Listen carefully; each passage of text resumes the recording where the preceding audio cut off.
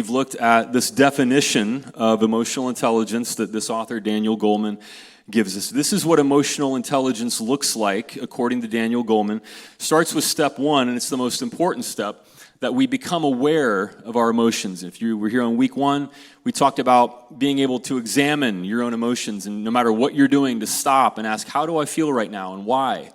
And be able to name your feelings. We looked at an emotion wheel with names of emotions on them for some of us who maybe need that kind of help. And then you can trace that emotion back. When have I felt like that before? And you can have insight that I felt this way for a long time.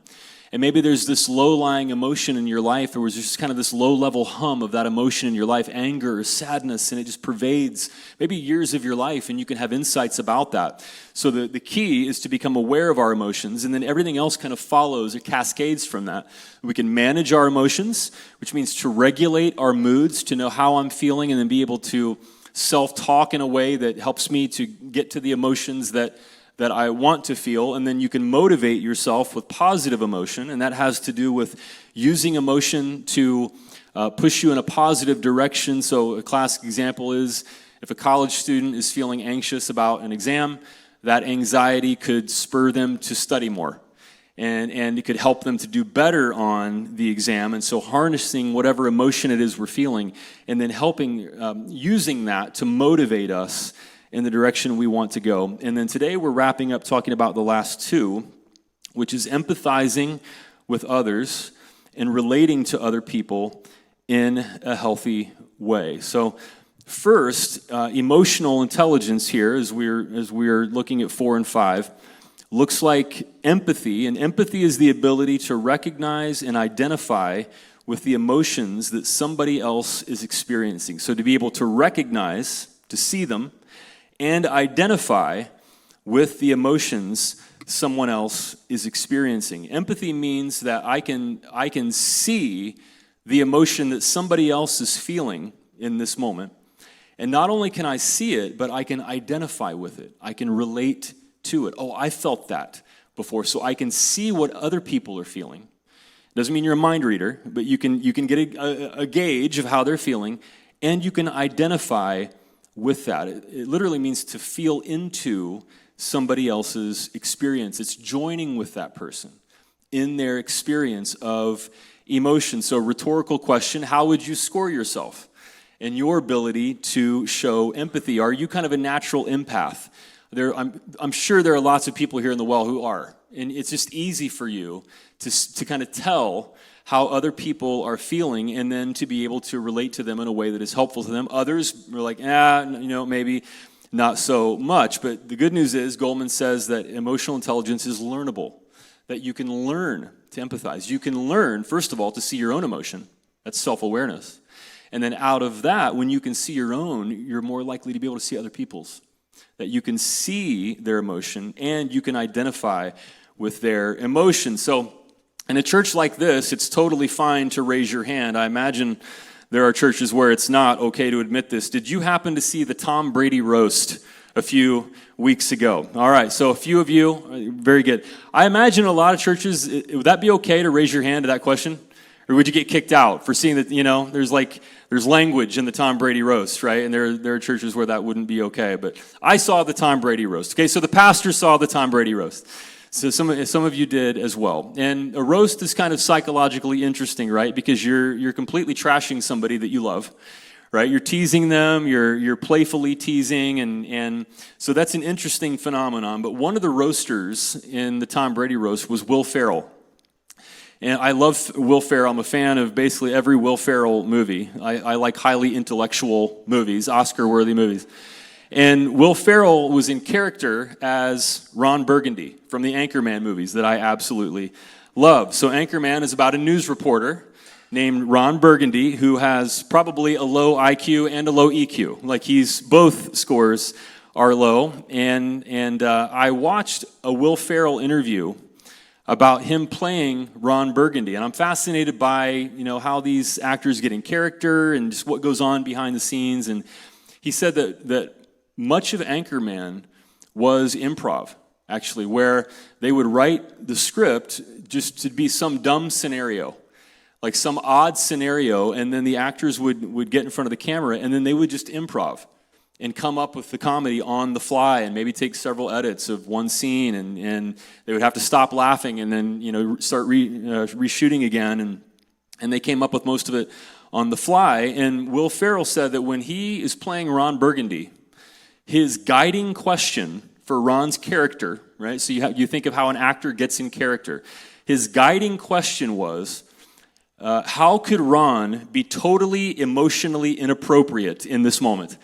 And that's the question he asked himself as he plays Ron Burgundy. How could Ron Burgundy totally ruin this moment emotionally? And then that's what he does. To be completely emotionally inept. And that question governed how he played Ron Burgundy. Steve Carell used the same technique when he played Michael Scott in The Office. What is the most totally inappropriate emotional thing I could say or do right now? It would be completely oblivious to the experience of other people. I'm going to do that. And so, of course, for those guys, being great actors, it requires being able to know what empathy looks like, what connecting with somebody else looks like, what seeing emotion and identifying with that looks like, and then they could choose to do the opposite. But Daniel Goleman writes that once you become aware of your emotion, with step one, self-awareness, that empathy for others happens automatically.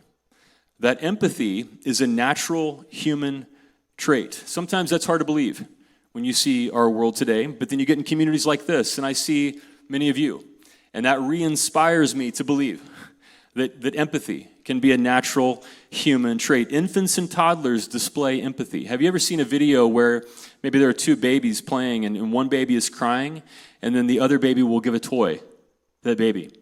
And toddlers and infants will show empathy naturally. There are studies about how mothers and their babies will see how each other is behaving and mirror that. And children on the playground, sometimes, hopefully, if they're raised in an empathetic environment, will show empathy as well. So Daniel Goleman writes, empathy builds on self-awareness.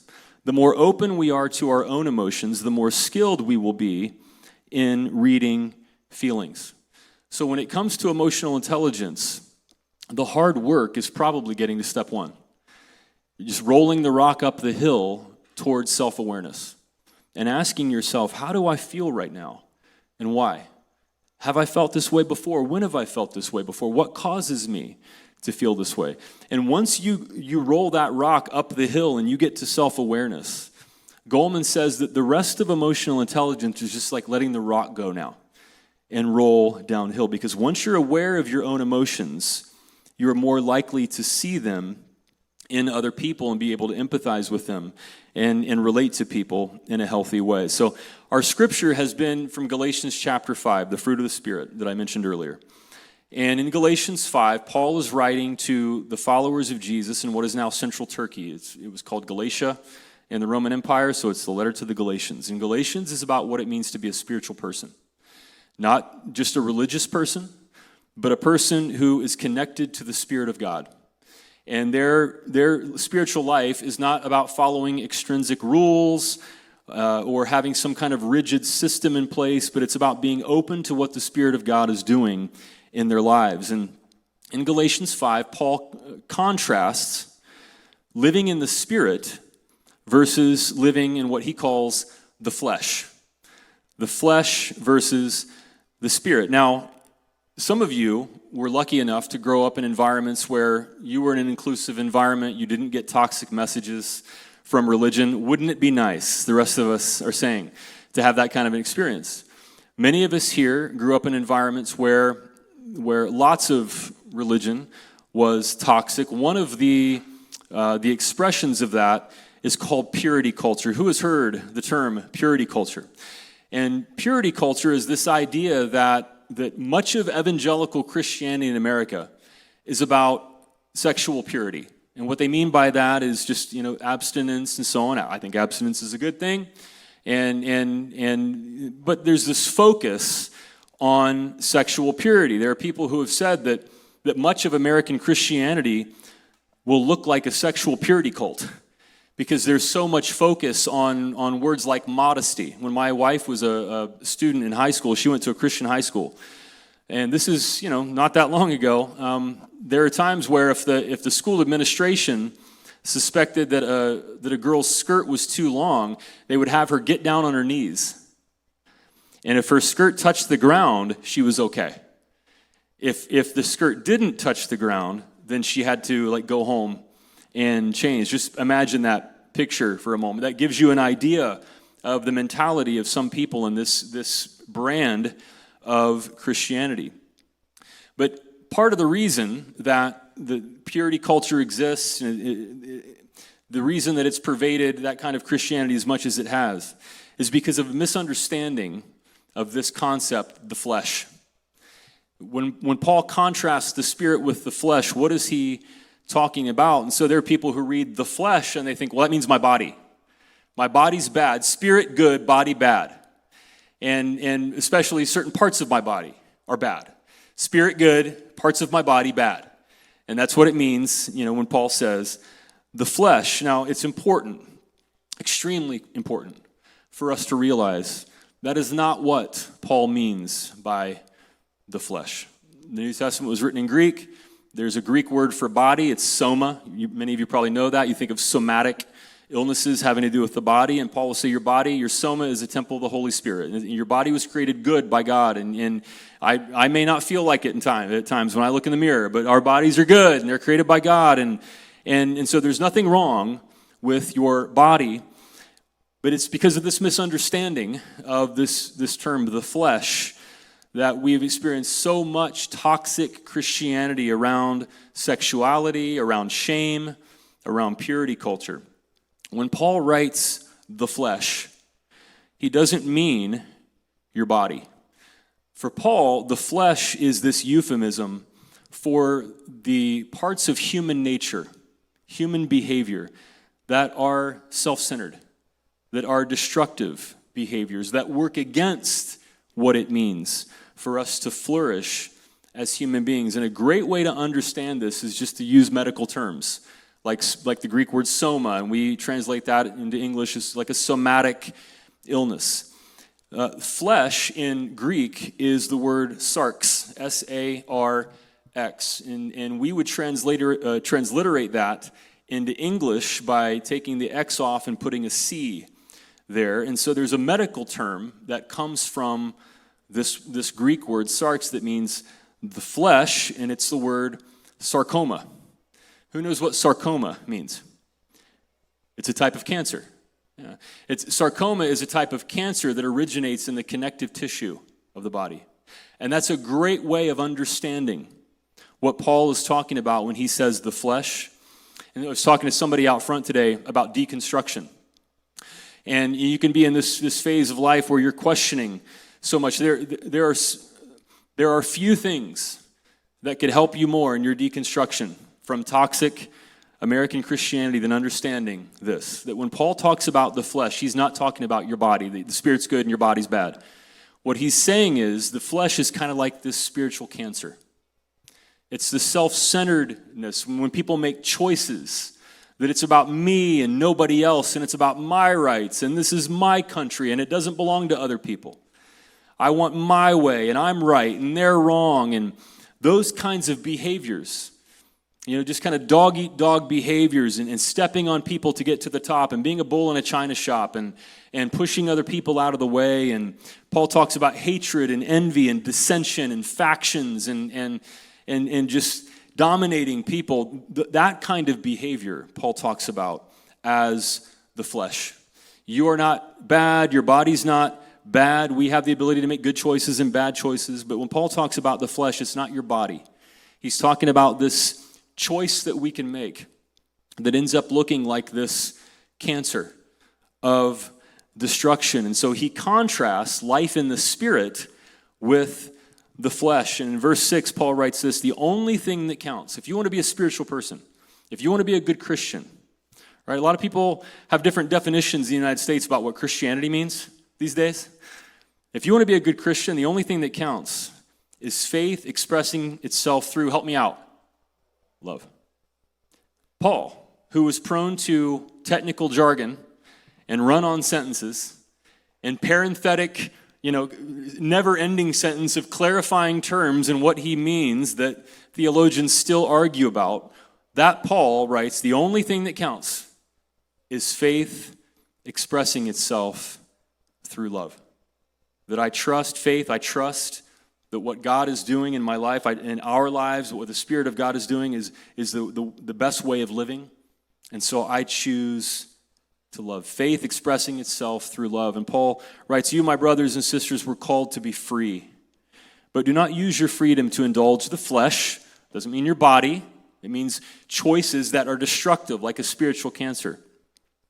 Rather, serve one another humbly in love, for the entire law, every religious law that anybody could ever give you, all of the scripture you could ever read, the Bible from cover to cover, every commandment, the entire law is fulfilled in keeping this one command. Of course, we get this from Jesus. What's the first word? Love. Love your neighbor as yourself. If you bite and devour each other, watch out, or you will be destroyed by each other.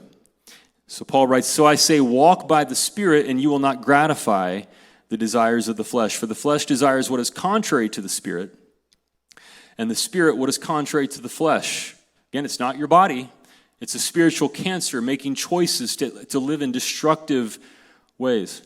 They are in conflict with each other so that you are not to do whatever you want, but if you are led by the Spirit, you are not under the law or the religious law.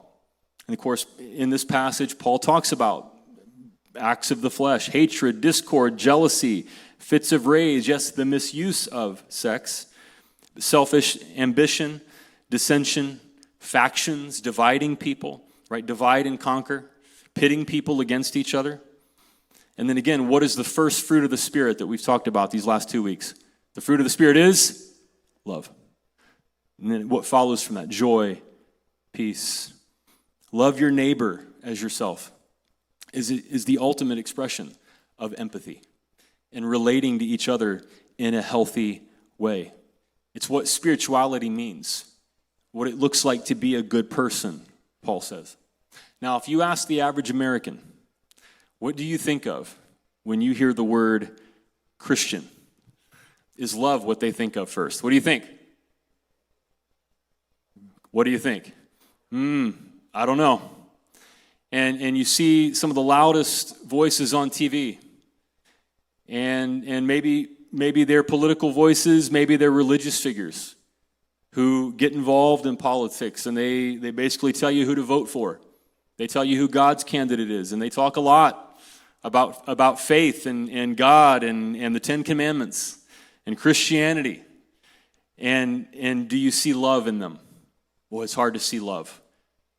When I listen to some of these voices, and I think, what I tend to see actually looks more like the flesh that Paul describes.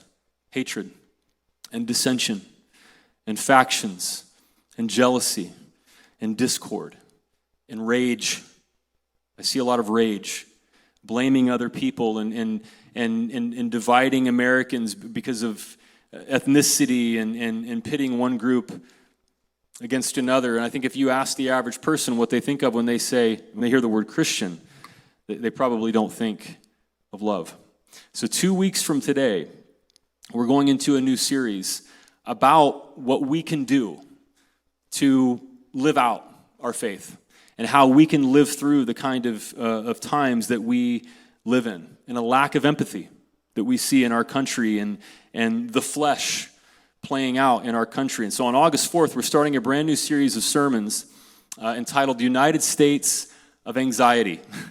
And we're going to talk about the anxiety that we feel, and the point of that is not to just wallow in anxiety to where we all feel bad when we leave and just talk about how bad things are. The point is to be able to acknowledge it and then to deal with it. To be able to say, oh, I feel this anxiety. Maybe it is connected to what's going on nationally, but maybe it's what's going on in your personal life as well. And so in week 1, we'll talk about naming our anxiety, kind of like self-awareness.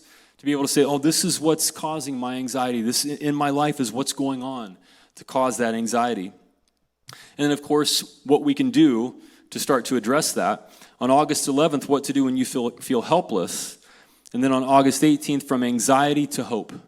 How do I get to a place, even this fall, in 2024 America, where I could move from anxiety to hope? What could that look like?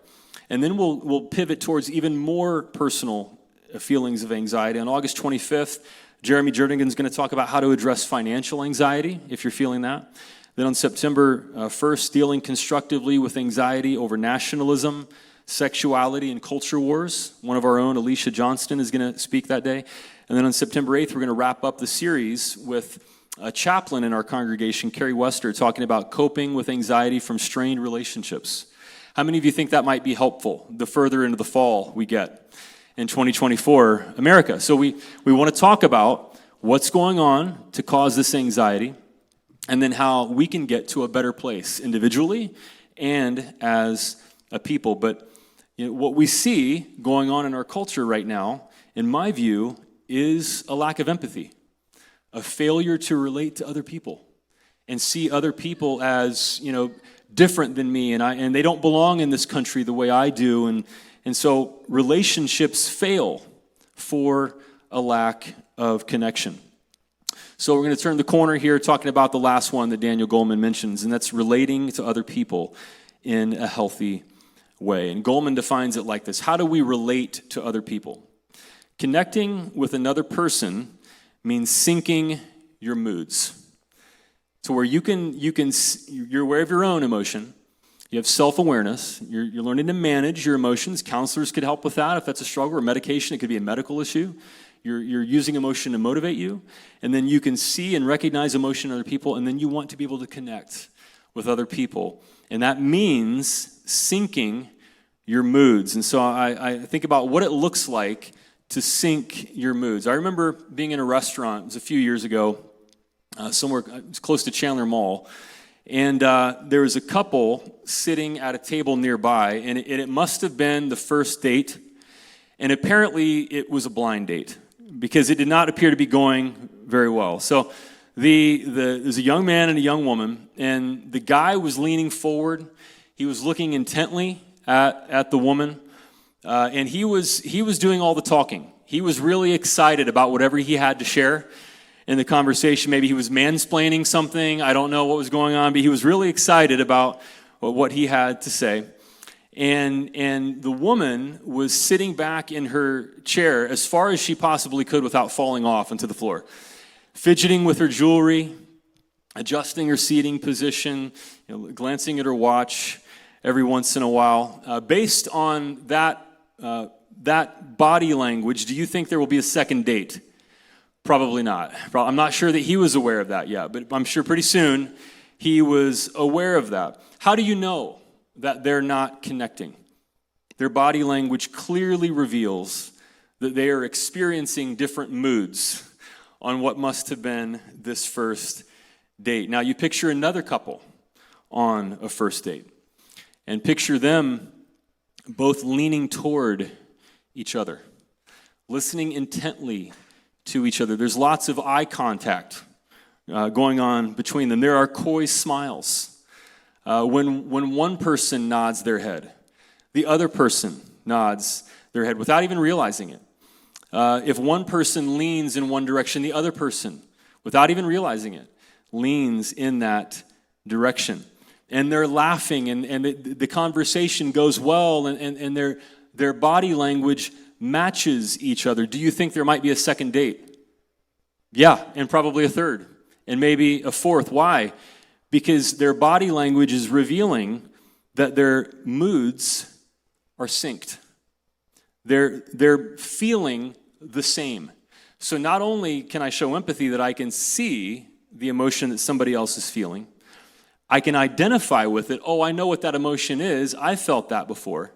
But then relating to somebody in a healthy way is now getting in sync with them to where we are both feeling the same emotion. Now, if you're having a conflict, that might look like meeting the person where they are, and then hopefully the two of you can work and get to a better place. But that syncing of moods is a skill. A few months ago, we talked about, we were in a series, Love, Dating, and Marriage. And we talked about couples that are in conflict and what it looks like to work through conflict. And one of the steps there was to have a soft startup. And what that author was really getting to was syncing moods. If you're having a conflict with somebody that you love, to be able to sit down with them and just start as synced as you possibly can and say, we're experiencing this conflict. You don't want to come in hot where your mood doesn't match their mood. You come in angry and yelling, and that's not where they are. And you want to sync moods and at least begin from that place. And so syncing moods and connecting with other people is actually a skill that counselors use. And I think it's useful that all of us, even though we're not counselors, can learn something from this. So when I was in seminary, one of my professors was a counselor and professor named Teresa Davis. And she was a gifted counselor and teacher. And good counselors have to intentionally connect with their clients. And studies have shown actually the most important thing when you go to counseling is what connection do you feel with your counselor? That's the number one factor in how effective that counseling will be. And so if you go to a counselor and you don't really feel synced with them, you probably should find a new counselor, because that's the number one predictor of how effective it will be. And so Teresa taught us that for a counselor, the skill of connecting with other people looks something like this: to listen to the other person with eye contact and an open posture. Especially if you're feeling, you're in conflict with somebody, or you just want to have a closer connection with somebody in your life, to listen to them, sit down with each other, and listen with eye contact, look in each other's eyes, with an open posture, not with legs crossed, not with arms crossed, but to sit relaxed and make eye contact with them in an open posture. And then you understand each other by paraphrasing what you heard the other person say. And this isn't some bombshell information here. You listen to what they say, and to show that you are understanding them, that you care enough to understand them, you paraphrase back. So what I hear you saying is, right, so you have eye contact, we have an open posture. What I hear you saying is, and then as you paraphrase, and this is extremely important, you mirror the person's emotion and behavior appropriately. If you've had arguments or discussions, we'll call them discussions, that have kind of gone off the rails, there was probably some point, if you could go back and watch a video of that, where the two of you, even if you started synced in your moods, one of you veered off, and your mood changed, and the other person's mood didn't change, and then pretty soon they probably got angrier and angrier. But it's important to mirror the person's emotion and behavior appropriately. And that's a skill of connecting with other people. So let's say it's not a relationship. Let's say it's a job interview. And so here's what emotional intelligence might look like: self-awareness and empathy and connecting.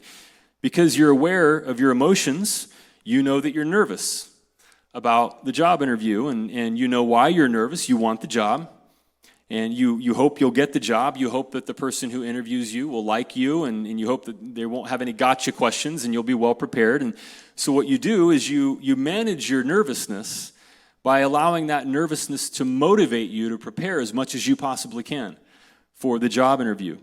So that anticipatory anxiety, you allow that to fuel you to prepare as much as you possibly can and learn as much as you can about the job and the questions they might ask and how you can respond to those. And then you, in the interview, you show empathy toward the person interviewing you.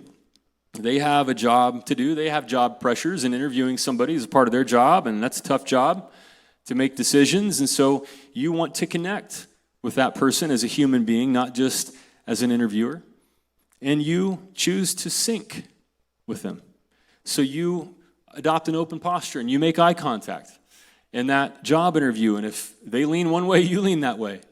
And you do your best at telling your story as you mirror their mood, and you try to sync moods with that person. Now, it's not manipulation, it's connecting with another human being. Because we know how we feel when somebody is not connecting with us. We know what it feels like when we're feeling a certain emotion, and then we talk to somebody and they're just not hearing it. They're not syncing with us, and we know how we feel when that happens. And so we want to be the kind of people who intentionally show empathy because we care about other people. We enter into their experience and we want to sync with them. Now, to the bigger picture, when on week 1, Daniel Goleman talked about the point of emotional intelligence is to make a positive impact in the world. That yes, we would feel better, and yes, we want to have vital spiritual lives, and we want to deal with our issues and be emotionally intelligent. But the point of all of it is what Paul would say is to keep in step with the Spirit. That I can be open to the Spirit of God and allow love, joy, and peace to flow through me and God's love to flow through me to other people. And the reason that is so desperately needed is that connecting with others is perhaps, after food and water and oxygen, connecting with other people is probably the greatest need that we have in life. Connecting with others is probably our greatest need. So as a church, we're going to do that next week on Serve Day. When we gather out in the lobby, we're not going to have a worship service next week. We're going to gather in the lobby. We'll have like 20, 25 tables out there. And many of you have bought supplies for kids at Niños de Baja, which is an orphanage in Mexico. And we're going to gather out there and put all these supplies together and organize them and make these hygiene packages that we're going to take down to Niños de Baja this fall. And Niños is an orphanage of about 50 kids. And you'd imagine they just run through all of this stuff. And so not only are you providing just basic necessities and items for these kids, but when we take these hygiene packages that you're making down to these kids at Niños, and we hand those to those kids, they know that you care. What they feel is not that it's a bottle of shampoo or soap. They know that there are these people in America who care for me. And they see me. They recognize me. They identify with me, and they want to connect with me in some way. So as a church, that's what we're doing on Serve Day next Sunday. And I think 2 weeks ago, all of the donation spots were already taken. And I've heard from more of you who just keep buying stuff to donate it and bring it with you next week. Can we just hear it for people who have been generous enough to donate and think of connecting to these kids? So Serve Day is going to be a great way to connect next week. And I'm going to close with this. In my day job, I work for a large company. If you don't know, I have a day job where I work full-time, and I pastor this church on top of that. And in my day job, I had a manager a few years ago named Jim, and he helped me along, and then I was able to promote and be his colleague, and then he helped me to keep on going. And I was fairly new to the company at the time, but it was important to me to do a good job, and so I was having a lot of success, and had been having a lot of success for at least a year and a half. And I had a couple of different managers, and Jim was the first manager I had who told me, "Good job." And I remember it. He came up to me one day and he said, "Man, you're doing a really good job." And I remember what that felt like to me to hear that. In one-on-one meetings, he would always start by asking me about my family. Like, how's your wife doing? How are your boys doing? And our youngest son was a newborn at the time, and he would ask me if I was saving for retirement. Are you prepping for the future? Are you good? And he seemed to care on a personal level about how I was doing. And I hadn't experienced that from the other bosses that I'd had. Well, this past May, Jim passed away. And you can see there from this funeral card that his family passed out. The funeral was in Queen Creek, and the funeral home was completely full of people. There was no room left to sit. It was standing room only at Jim's funeral. And I knew a lot of the people who were there because I work with them in the day job. And so I could tell at least half of the people at Jim's funeral were from work. Like I knew some of his family was up there, but at least half, maybe more, of the people in this completely jam-packed room were from work. And his entire team was there that he managed. They were all crying. Think about, not all of us, if our boss died, we would have that reaction. Let's just be honest, right? His entire team was just crying. And then the pastor invited anybody who would like to say a few words about Jim to share. And person after person came up to the podium. And family members, and they told stories that you would expect from the kind of guy that I had known Jim to be. And then after a few family members, somebody from the day job got up there, and it was somebody who had been on his team before. And I remember, these conversations I thought I had with Jim, and I thought, man, Jim must really like me. He just seems to take an interest in me. I feel special. Jim must really like me. And person after person got up who worked for Jim, who got up there and said, he would always ask me about my family and if I was preparing for retirement and how okay, this is how he treated everybody. And everybody had this experience of this loving guy who wanted to connect with people and who in a company expressed empathy and connection better than any other leader there. And of course, people were grieving his loss, of course. But the overall feeling in the room was truly a celebration of life for how much Jim had touched our lives. And we all told the same story, that there was this guy who seemed to care about people, and he would ask how you're doing, and no, really, how are you doing, and check in and ask you detailed questions and remember things about your family. And he obviously was a person who expressed empathy and wanted to connect with other people. The last time I talked with Jim was about 2 months before he passed away. And I had just gotten another promotion in the day job.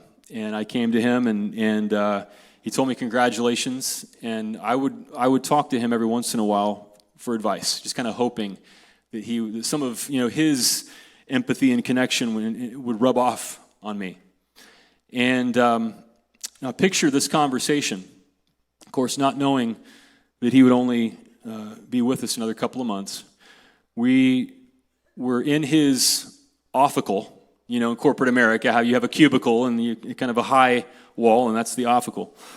And we're in the building owned by a Fortune 50 company, and we're both managers in that company. And this is the last thing that he ever said to me. I didn't know it would be the last thing. But this ended up being the last thing that Jim ever said to me. He said, of course, you're going to work hard and do a great job in this new role. But when you start this new job, and they give you more work than one person could possibly ever handle, he said, remember this. I want you to pick a time, whether it's 4:30 or 5 or 5:30 or whatever it is, pick a time, and that's when you're going to stop working. No matter how much work you have, it's going to be there tomorrow, but you pick a time when you're going to stop working, because you have a wife and 2 sons, and your family needs you more than this company does. So you pick a time when you're going to stop working, and you go spend time with your family. It was the last thing that he ever said to me. What a blessing. What a blessing from somebody who understood emotional intelligence. And he was a believer. He had a spiritual life. He didn't wear it on his sleeve. He didn't talk about it a lot. But it did inform him. And somebody who lived out emotional intelligence, whether he would have used that term or not. And everybody's experience of him in a completely packed, standing room only celebration, true celebration of life, told the same story about him. Jim is a guy who cares, and he's empathetic, he expresses empathy, and he connects with people. What a blessing to live like that. And as a follower of Jesus, emotional intelligence is about loving other people.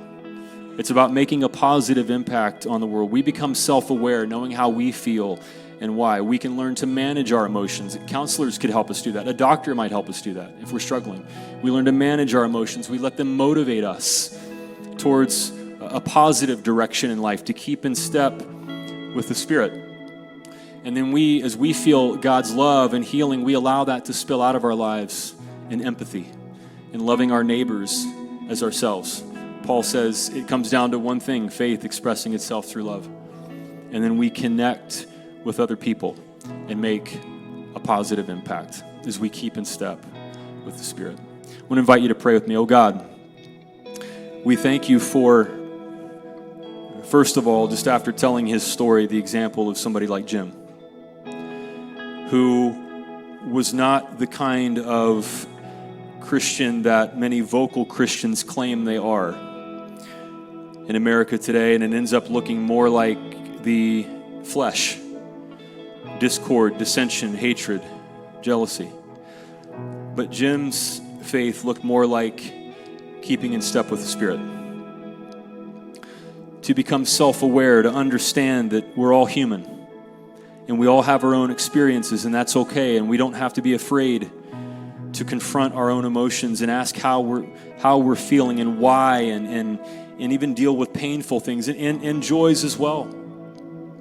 And be able to have insights and to manage our emotions and to show up as somebody who wants to keep in step with the Spirit and be motivated to allow love, joy, and peace to flow through us, and to show empathy and to connect with other people. God, right now, I imagine that many of us are thinking of somebody in our life who was like Jim. The kind of person who touched our lives, who made the biggest difference in our lives, who reached out, who was a mentor, who was a gift to us.